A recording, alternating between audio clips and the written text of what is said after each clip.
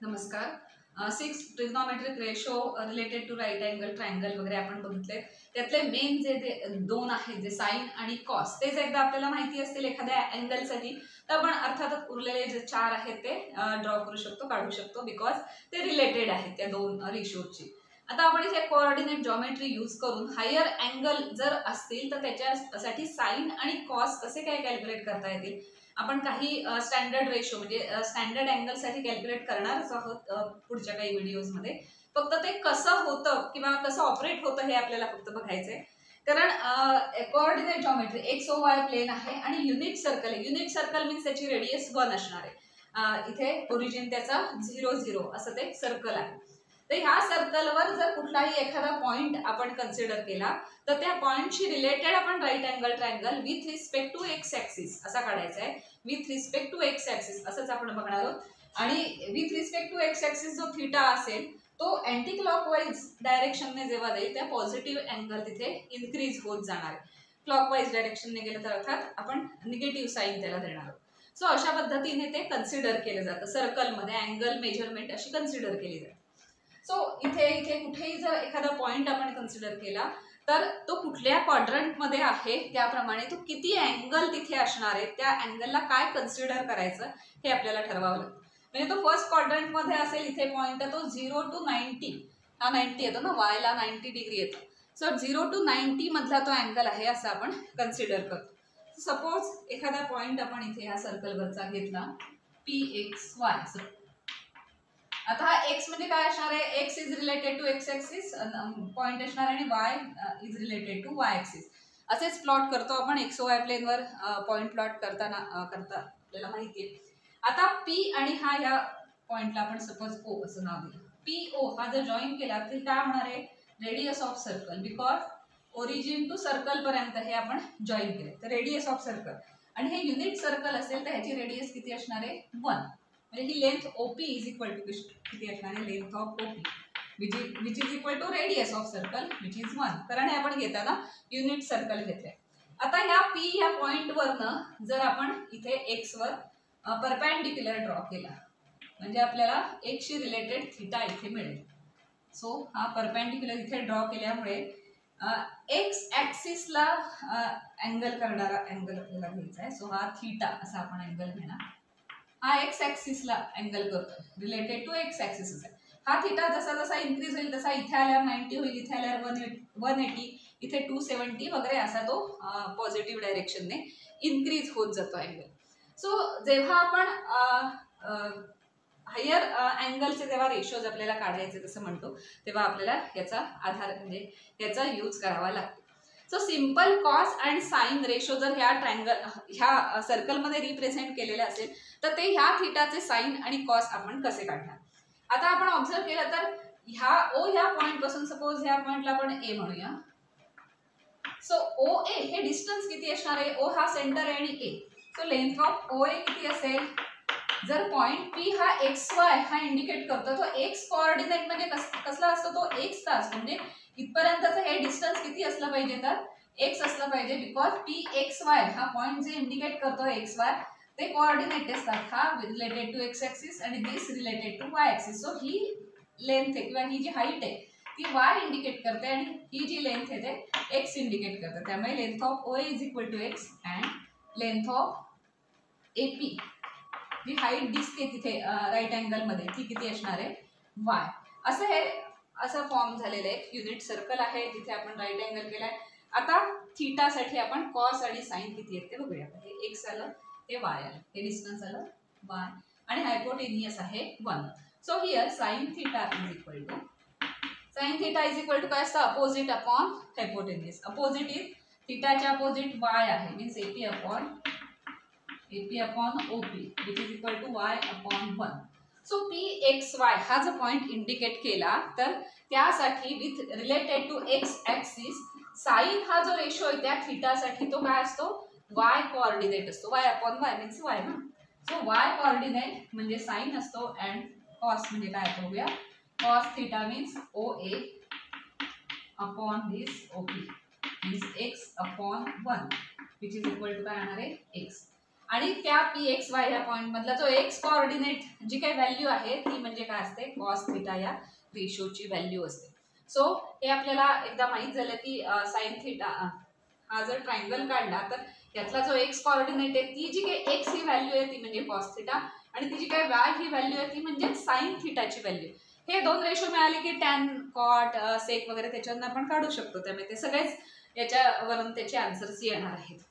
So आपला हा जो थिटा आहे, आता आपल्याला हा असा ट्रायंगल काढायची गरज नाही, तर आपण हा जसा थिटा असा असा करत इन्क्रीज करत नेला तर आपल्याला एक ऑब्झर्व होईल बघा. हा थिटा इथे किती आहे माहिती आहे, सपोज 30 डिग्री आहे, 40 डिग्री आहे, व्हॉट एव्हर 90च्या पुढे नसणार कारण हा फर्स्ट क्वाड्रंट मध्ये. तो 0 to 90 एवढे डिग्री अँगल हे कुठले असतात, फर्स्ट क्वाड्रंट मध्ये असतात. 90च्या पुढे गेलं की सेकंड क्वाड्रंट मध्ये अँगल सुरू होतो. सो हा थिटा जो आहे तो काहीतरी 30-40 डिग्री वगैरे इथे असणार.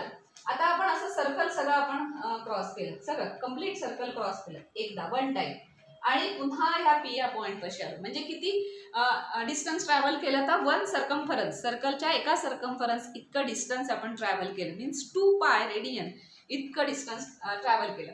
पण आधी किती होता अँगल, या एक्स पासून ह्या पी पर्यंत हा अँगल किती होता, थिटा.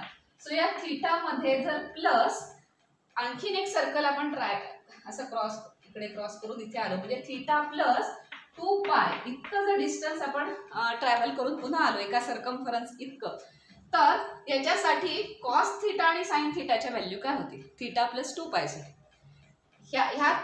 हा पॉइंट इथे आहे त्यामुळे हा थिटा म्हटलंय आपण रिलेटेड टू एक्स ऍक्सिस. हा थिटा डिग्री झाला, ह्याच्यासाठी साइन थिटा आलं वाय, कॉस थिटा आलं एक्स, बरोबर. पण आपण एक सर्कल क्रॉस करून प्लस 2 पाय इतकं डिस्टन्स ट्रॅव्हल करून थिटा प्लस 2 पाय इतकं डिस्टन्स झालं. आता PXY हा पॉइंट तोच आहे, सेम पॉइंट आहे, हा अँगल इथे सेम आहे. जरी तुम्ही एवढा एकदा सर्कल करून आला तरी अँगल सेम आहे 30-40 वगैरे. सो 30 प्लस 2 पाय अँगल जो येईल, पण व्हॅल्यूज काय येणार आहेत, values sine theta is equal to Y and cos theta is equal to X याच येणार आहे. कारण इथे एक्स आहे आणि इथे वाय आणि हा सेम पॉइंट PXY.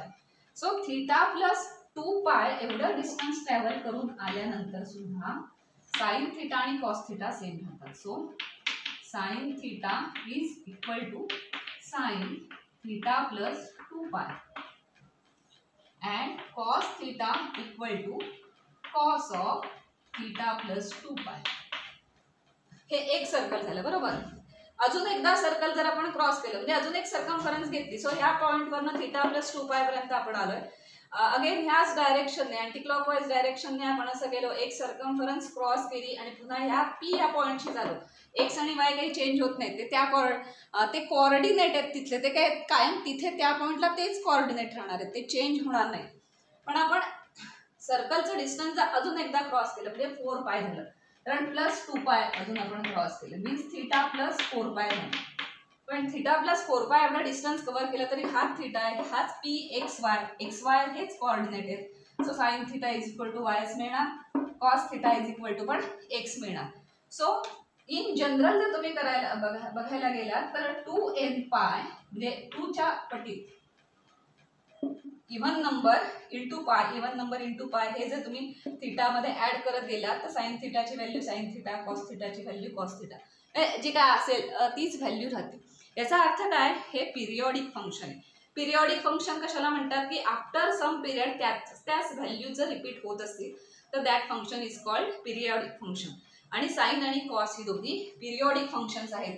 कारण sign theta plus 2n pi is equal to sine theta, means 2n pi. मग n काही घाला, 1 2 3 4 10 1000 कितीही घाला तुम्ही, किती वेळा ती सर्कम्फरन्स क्रॉस करा आणि ह्या पॉइंटला सेमच साइन आणि कॉस सेमच थिटा राहणार. ह्या पॉइंटला म्हणजे अर्थात हा पॉइंट जर इथे असेल तर इथून असं किती वेळा तुम्ही क्रॉस करत करत पुन्हा या पॉइंटला आलात तर तीच व्हॅल्यू राहणार आहे साइनची आणि कॉसची. So sine and cos are periodic function. इथे आता आपण फक्त दोनच रेशोचा विचार करतोय, साइन आणि कॉस.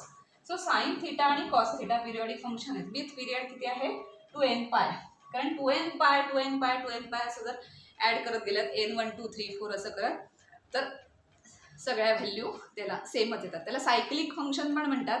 म्हणजे निदान आम्ही 11वी-12वीत असताना तरी या फंक्शनना सायक्लिक फंक्शन म्हणायचो. हल्लीच्या 11वी-12वीच्या पुस्तकांमध्ये तसा तो काही उल्लेख दिसत नाही.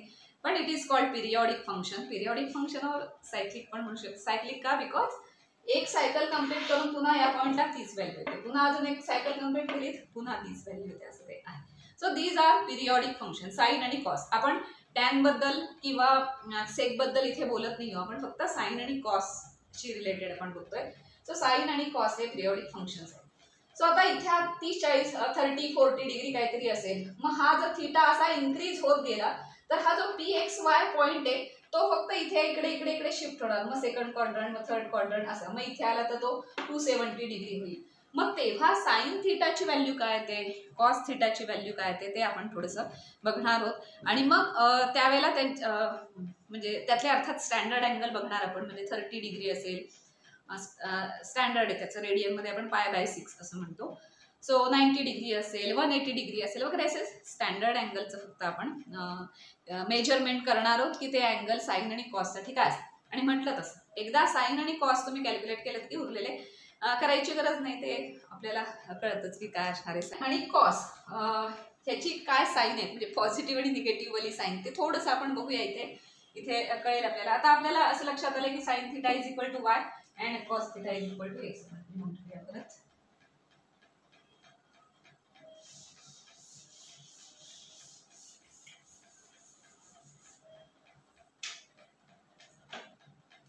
साइन थीटा म्हणजे काय मिळालं आपल्याला, वाय, त्या PXY मधला वाय, आणि कॉस थीटा मीन्स काय मिळालं आपल्याला, एक्स, त्या PXY मधली एक्स ही व्हॅल्यू म्हणजे कॉस थीटा.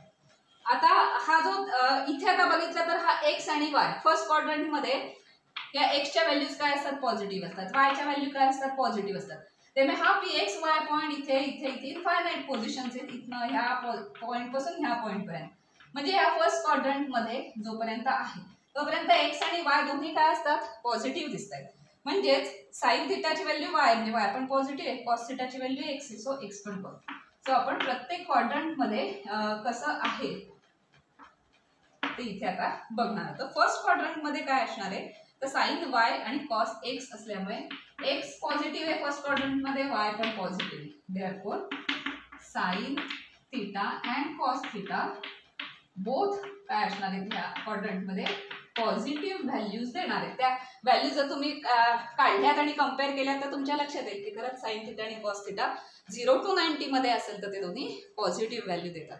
कारण 0 to 90 म्हणजे फर्स्ट क्वाड्रंट आहे. हा जर पॉईंट इथे असेल PXY म्हणजे तो सेकंड क्वाड्रंट मध्ये गेला. मग सेकंड क्वाड्रंट मध्ये एक्स आणि वायच्या व्हॅल्यूज काय आहेत बघूया. सेकंड क्वाड्रंट मध्ये हा एक्स निगेटिव्ह आहे, सो सेकंड क्वाड्रंट एक्स आहे निगेटिव्ह अँड वाय मात्र पॉझिटिव्ह, वाय इज पॉझिटिव्ह. मग आता sine theta is equal to Y म्हणजे साइन थीटा वाय पॉझिटिव्ह आहे, that means sine theta positive second quadrant मध्ये.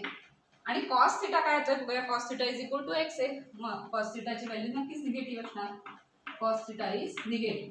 म्हणजे काय, जर तुम्ही कॉस थीटा आणि साइन थीटा याच्या 90 to 180 डिग्री मध्ये जर कुठल्याही एखादा अँगल कन्सिडर करून व्हॅल्यूज काढल्यात तर तुमच्या असं लक्षात येईल की साइन थीटाची व्हॅल्यू तिथे पॉझिटिव्ह येते आणि कॉस थीटाची व्हॅल्यू निगेटिव्ह येते.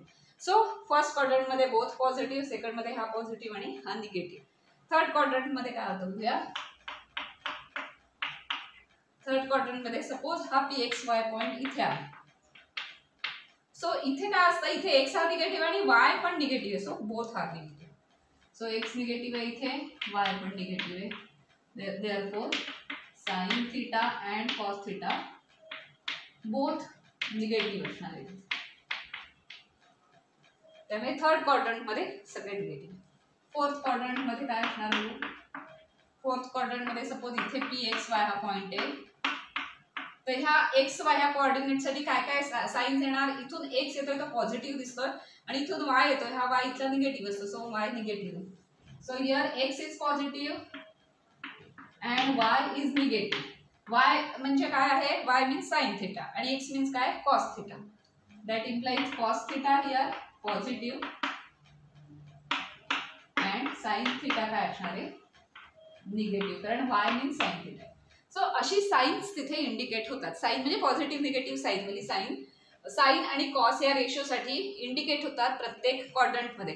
म्हणजे तुम्ही जर साईन 300 किंवा कॉस 300 अशी जर व्हॅल्यू काढायला गेलात, कॉस 300 मग तो कुठल्या क्वाड्रंटमध्ये येतो? 0 पासून स्टार्ट केलं की 90, हिअर 180, हिअर 270 म्हणजे फोर्थ क्वाड्रंटमध्ये येतो. 300 हा अँगल येतो रिलेटेड टू एक्स ॲक्सिस, असं अँटी क्लॉकवाईज तो फोर्थ क्वाड्रंटमध्ये येतो. मग त्याचं जर आन्सर काढलं तर तुमच्या लक्षात येईल की त्याच्यात साईनचं जे फोर्थ क्वाड्रंट ना, म्हणजे कॉसचं जर आन्सर काढलं कॉस 300 तर ते पॉझिटिव्ह येईल आणि साईन 300 जर कॅल्क्युलेट केलं तर ते निगेटिव्ह येईल. सो असं ते कोऑर्डिनेट जॉमेट्रीमध्ये आपण साईन आणि कॉस हे रेशो कन्सिडर करून त्याच्या व्हॅल्यूज पण काढू शकतो, त्याची साईन्स काय असतील ती पण आपण चेक करू शकतो.